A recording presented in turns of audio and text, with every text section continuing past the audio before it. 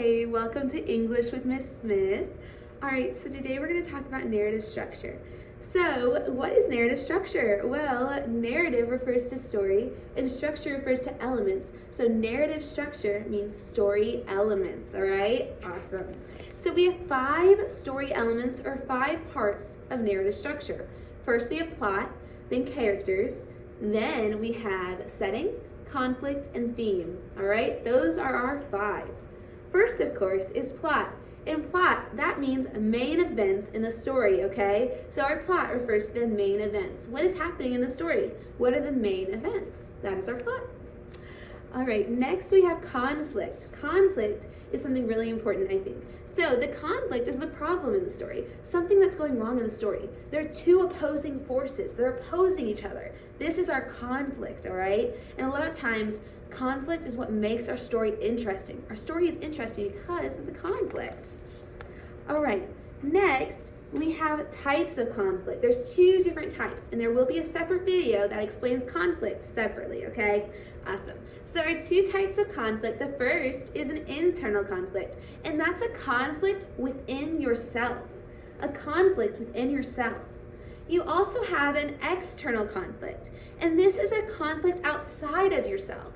A conflict outside of yourself, all right? So these are important, and we need to make sure we know the difference between an internal conflict and an external conflict. And there will be a separate video that will help us through this. Awesome.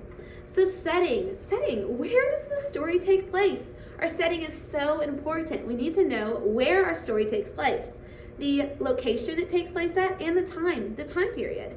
A story written in 1920 is going to be a little bit different than a story written in 2020, right? A little bit different, a lot different. So the setting really matters. We need to know where our story takes place and when. All right, next, characters. Characters. Who's in the story? Who are our characters in the story? Does a character have to be a person? No. A character could be an animal, or in a movie like Beauty and the Beast, who are the characters?